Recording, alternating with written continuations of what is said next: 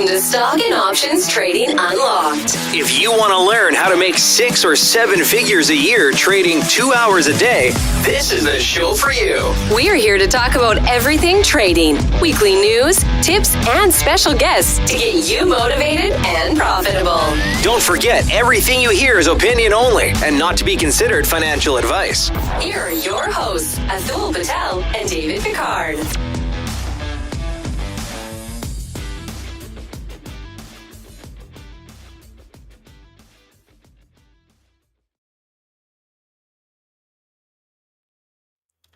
Okay, welcome everyone to our Stocks and Options Trading Unlocked.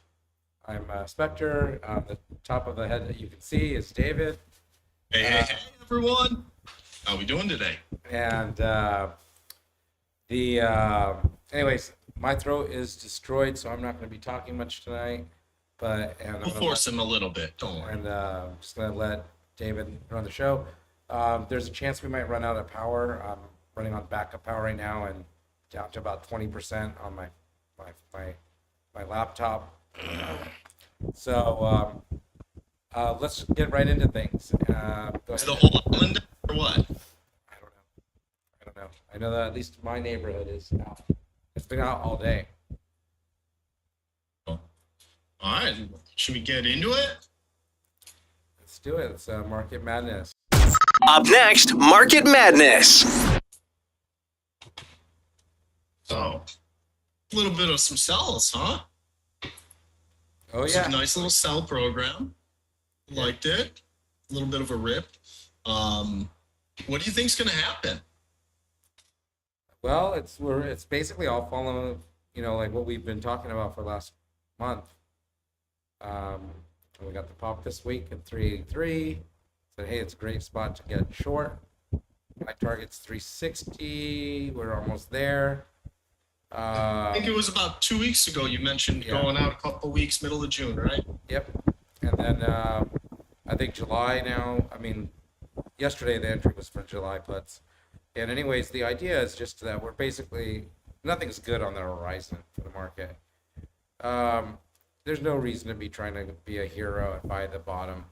There's just no need. We've got a lot of mayhem coming for the next 6 months, 3 months at least. A lot of ambiguity.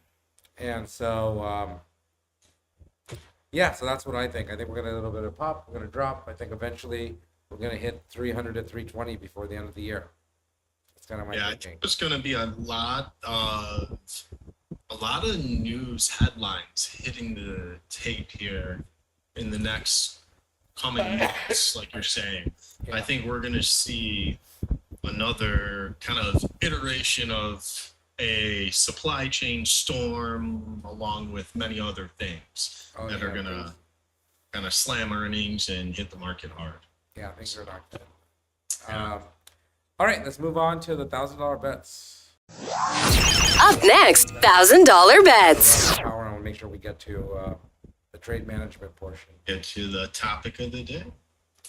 All right, so we have today Tesla, where basically was looking for it to continue selling on all the negative news. The $1,000 bet one could have taken was one contract of the 650 puts early on the fail on that 674 line that you see, and it never really went lower than $10. And by end of day, it hit 20 as high as 28 and closed around 20. So for a nice double, right? So you had 1,000, you could have made anywhere from $1,000 to $1,800. $1,000. The second $1,000 bet was one I was trying to do a repeat of last week's major trade, and the $1,000 to 50,000 or 30,000, whatever it was. I was talking about this early, like around lunchtime. They're saying, hey, I like these puts. The 3630s, I want them at least $3 or less, and they may dip as much as down to $1. And sure enough, we got a drop down to $1. So if you took 8 contracts at $1.25, Great gain.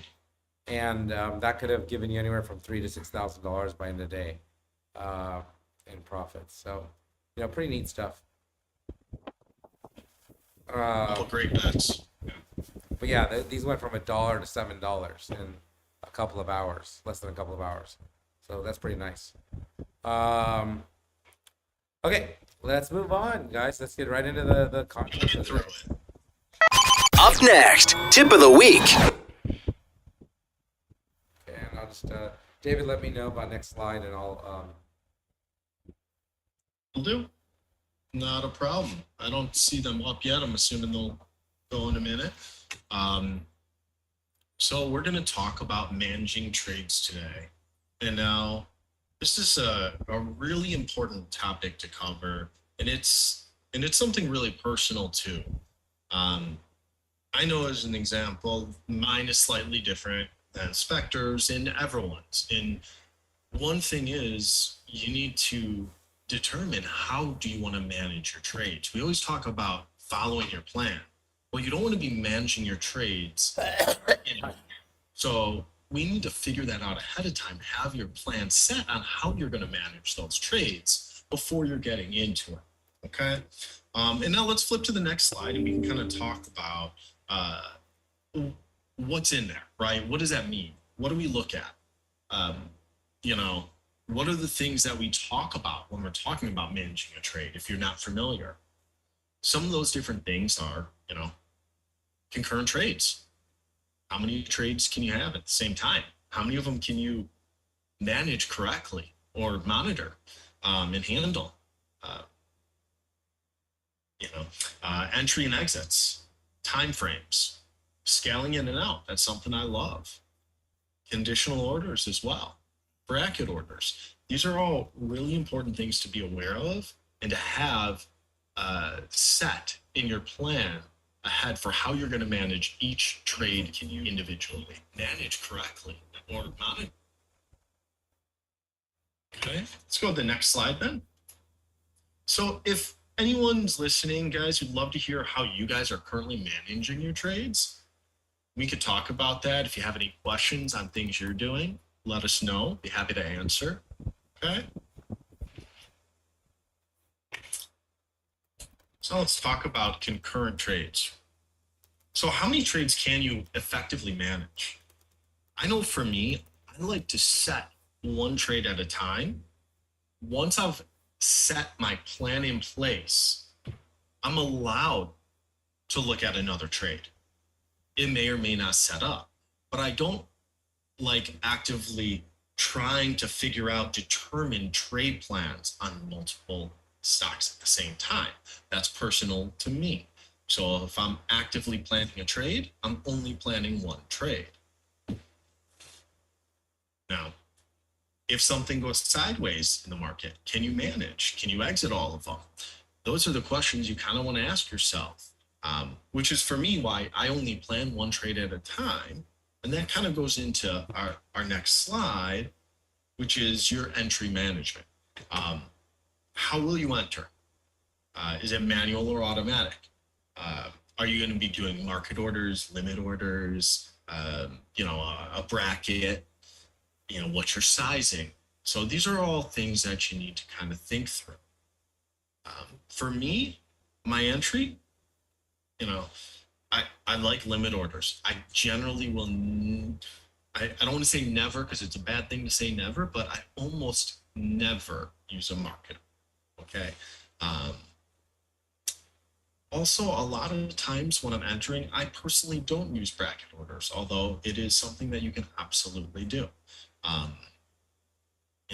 I like to start with a starter position, and then I like to add into my full size.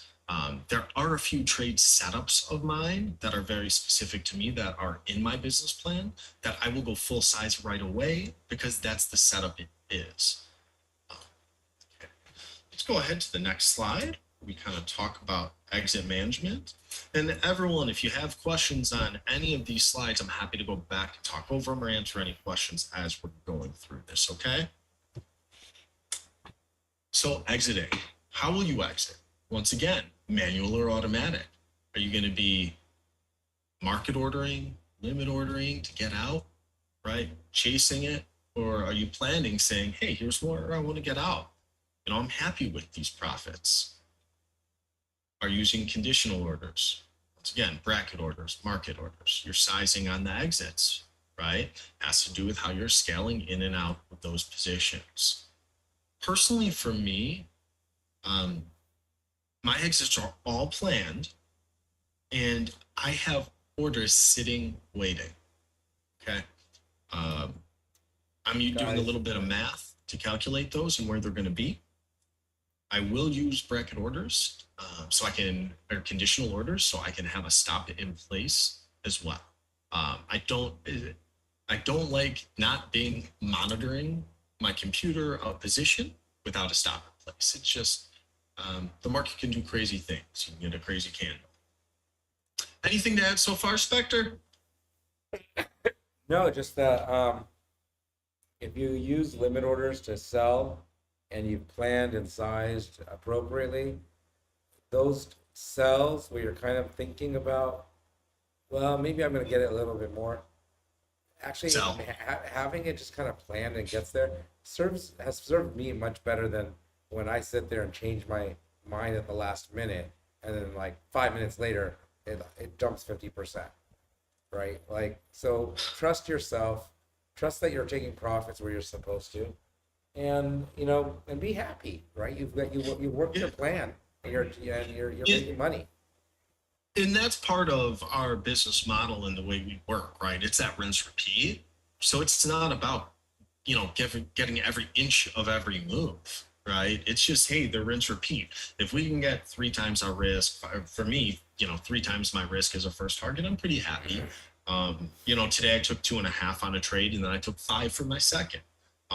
It just felt like it was good practice to do that. That was kind of what I planned it for. I was happy with it. It aligned for me. Yeah, that's huge, right? Getting that day in, day out. Exactly. So I think, consistency is what that creates, which is what we talk about, right? Planning trades versus the other side of what you're talking about doing, which is really chasing or being indecisive or, making a decision, kind of shooting from the hip, right? Yeah, it's not good, man. Guys, it's no good. That's why we focus so much on planning, right? Fewer trades, but well-planned trades. Absolutely. Okay, next one is time frame. Yeah. So how long do you plan to be in the trade? Excuse me. You should have an idea of that ahead of time. That should also impact potentially what you're trading. If you're trading options, that might, impact which contract you're using, right? Yeah. What strike price, what expiration, sort of things. In a trending trade. Go ahead. If you plan on being in something all day long, you might want to make sure you're going with next week's contracts into this instead of this week's, and you might pay more money for those contracts. But you're just kind of like trying to not letting data run you around. Yeah, avoid the burn. There's nothing worse than being right but watching just like a slow grind in your direction where you're just nothing really is happening and you're like, wow. It's horrible. And the other thing is, like, what is your plan? Like, see, you might have a target and an entry, but a lot of times it's not a straight line from A to B.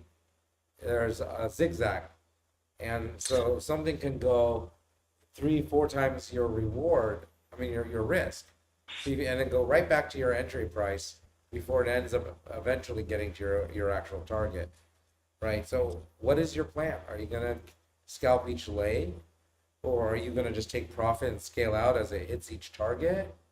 Are you planning on reloading on pullbacks?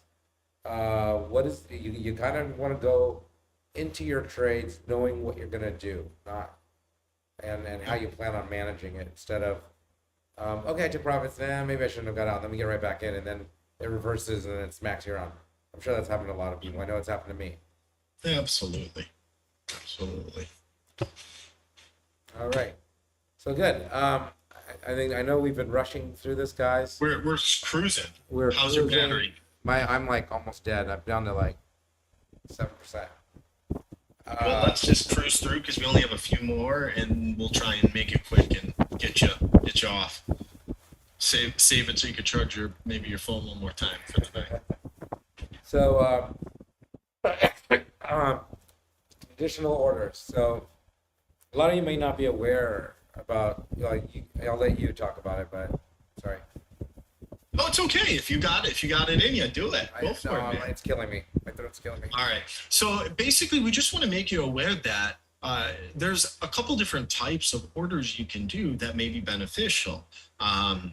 And not all platforms offer this, but some conditional orders you can actually set saying, hey, when this instrument hits this price, I want to do this. Meaning when Apple hits 130, I want to buy the 130 strike calls. Okay. Or when Tesla hits 900, I should close those 800 calls because that's a target. Okay. So you don't always have to be able to do the exact math yourself. You can always do a conditional order as well. You don't have to be watching. The reason why this is important is if you're not watching, you don't have to be watching your screens and your trades and get baited all day long into making over trades. You can use conditional orders to say, hey, when this happens, do this. The price might be off a little bit, but it'll at least happen when you want it to happen. And like we just talked about, you don't need to get every inch of the move, right? It's just rinse, repeat, in and out. You're taking profits, every day. What you need to do.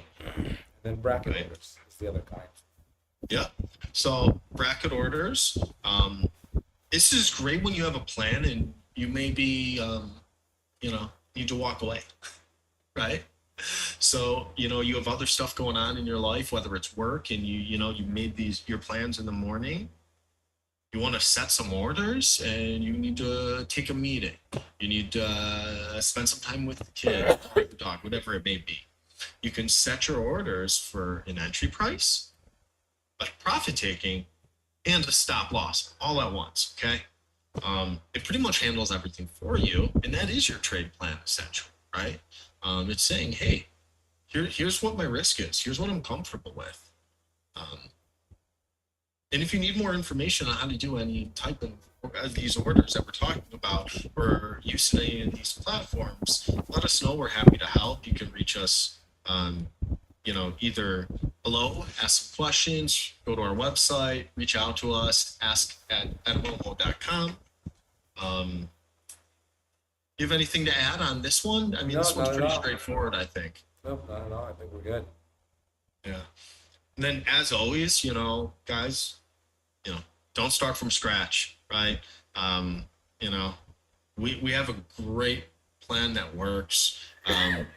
We trade the way we trade. It's not for everyone, but if it does fit your style, trading 2 hours a day, focusing on momentum moves, being, mostly cash for us, right? We're day traders. We're in and out. We don't like to hold positions and take that overnight risk. If this is something that you think works for you, reach out to us. We're here to help. We want you guys to be successful. Okay? Anything else to add on these? No, that's it. Just kind of all the stuff. I just thank you, David, for running things today. Thank you, everyone, for coming. We'll see you next time, and keep planning your trades and doing better and thinking of your trading as a business. Absolutely. All right, take care, guys. We'll see you next week. Take care, everyone.